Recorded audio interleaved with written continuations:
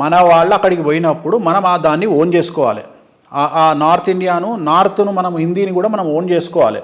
Right. ఇప్పుడు ఇవాళ pan India original star ఉన్నాడు అల్లు అర్జున్. ఆయన సినిమా ఆయనకి ఎట్లుంది క్రేజ్?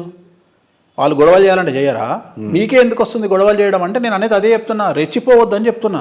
ఓకే, మన సంతోషంగా మనం జబ్బలు గుద్దుకుందాం, మనం సంకలు గుద్దుకుందాం. మన వాడు నార్త్ ఇండియా కాదు, పాన్ ఇండియా కాదు, వరల్డ్ మొత్తం సంతోషం. RRR అదే వచ్చింది, RRRకి వచ్చింది.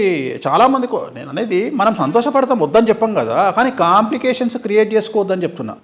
రాష్ట్రాలైనా కలిసి ఉండాలి, దేశంలో అందరం కలిసి ఉండాలి. బ్యూటీ ఆఫ్ డెమోక్రసీ, మన భారతదేశం యొక్క డెమోక్రసీ యొక్క గొప్పతనమే అది. అందరం ఇన్ని రకాల మంది, ఇప్పుడు ముస్లిం దేవుళ్ళను తిట్టడానికి ఏకాశమే పడుతుంది, క్రిస్టియన్ తిట్టడానికి ఏకాశమే పడుతుంది, కానీ హిందూ దేవుళ్ళను మాత్రం ఎవరు నోటికి వచ్చినట్టు తిడతారు. ఎందుకు? Beauty of democracy. అంతే. తోలు తీసిరు అనుకోండి, ఎందుకు మాట్లాడతారు? ఎవడు మాట్లాడతాడు? దేవుని తిట్టడం అనేది ఫ్యాషన్. ఇప్పుడు దేవుని తిట్టడం అంటే, దేవుని తిట్టడం అనేది ఫ్యాషన్ కంటే కూడా మనల్ని జనాలు గుర్తించాలి అంటే, మన ఇప్పుడు కుక్క మనిషిని గరవడం కామన్, కానీ మనిషిని కుక్కను గరిచిండు అనుకోండి 40 ఛానల్ ఉంటాయి. దేవుడు లేదనంటే కెమెరా వస్తుంది అక్కడికి. రాముణ్ణి బూతు తిడితే కెమెరా వస్తుంది, రాముణ్ణి రాముడే అంటే కూడా వస్తుంది. కాదు సార్, అంత అంటే మీ మాటల్లో ఉన్న వాస్తవాలు అంత డైరెక్ట్ గా ఎట్లా వస్తున్నాయి?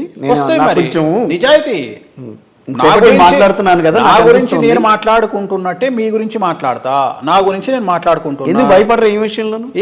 చేయలేరంటారా? నన్ను ఏం చేస్తా, మనం ఏం తప్పు చేస్తలేం కదా.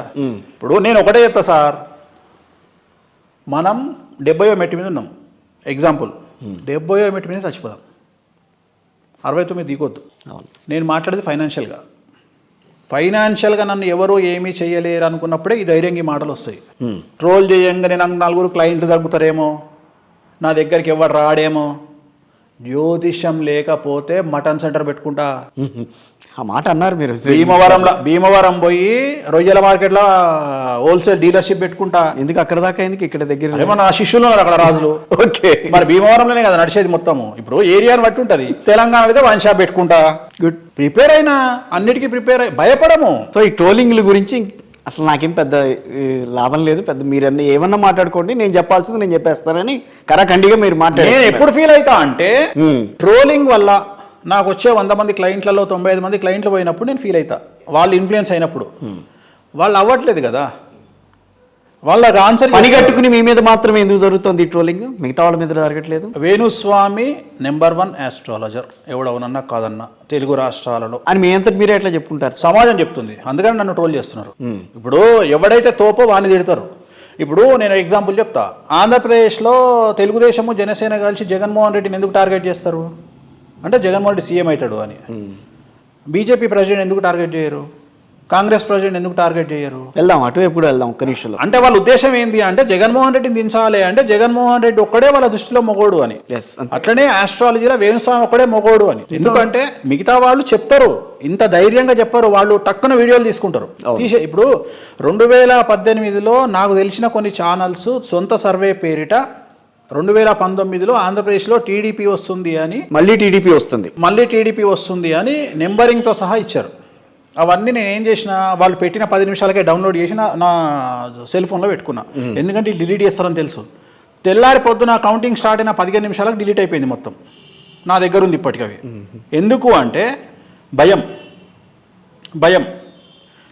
నాకు ఆ భయం లేదు. మేనిఫెస్టో డిలీట్ చేసినట్టుగానే డిలీట్ చేస్తారు. రెండోది, ఇప్పుడు మీరు గుర్తు చేసారు కాబట్టి దమ్ముంటే ఈ ట్రోల్ చేసే వాళ్ళు జ్యోతిష్యుల్ని వచ్చి మీరు జ్యోతిష్యం చెప్పింది జరగలేదని ట్రోల్ చేస్తారు కదా. సీఎంలో మేనిఫెస్టోలో పెట్టిన విషయాలే జరుగుతలేవు. మీరు మొగోళ్ళు అయితే, నిజంగా మీరు మొగోళ్ళు అయితే, పుట్టి ఉంటే అడగండి, సీఎం మేనిఫెస్టోలో పెట్టిన విషయం ఎందుకు చేస్తలేరని అడగండి. నాకు తెలిసి ఎవరో ఒకళ్ళు మన అకౌంట్లో 15 లక్షలు ఇస్తామని చెప్పారు, ఇంకేమో చేస్తామన్నారు. మీరు దమ్ముంటే వాళ్ళని క్వశ్చన్ చేయండి, మా నెంబరింగ్ ఎంత, మా ప్రభావం ఎంత, మమ్మల్ని ట్రోల్ చేస్తే మీకు వచ్చే లాభం ఏముంది, దీన్ని శునకానందం తప్ప ఇంకేమేడిసింది. ఇట్లా సమాజంలో చాలా ఉన్నాయి.